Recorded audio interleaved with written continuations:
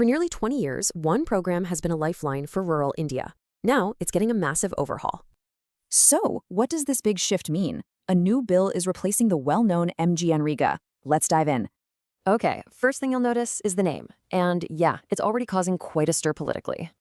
So we're going from MGNREGA to VB Gramji. It's way more than a new name. It's a complete rebrand.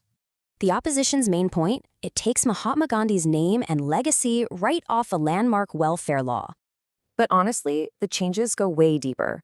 We're talking about a whole new engine under the hood. Now, on the surface, this looks great, right? Workdays are up from 100 to 125.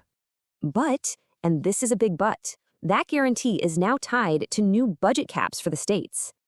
And that leads to the biggest shift of all, how it's funded. The center isn't footing the whole bill anymore.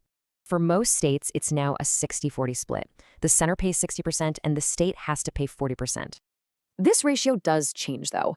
Northeastern and Himalayan states get a bit more help from the center. This really gets to the core of it. The scheme goes from being demand-driven to budget-capped. Critics worry this weakens the whole guarantee part, since the money is now capped annually. There are other changes too, like faster digital payments and pausing work during peak farming season. So, as you can imagine, this has split opinions right down the middle.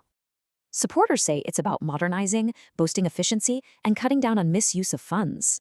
Opponents, though, are worried it shifts the burden to states and weakens a crucial safety net.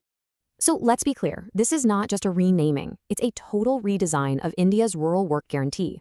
Which leaves us with the big question. Will this new system strengthen the rural economy or weaken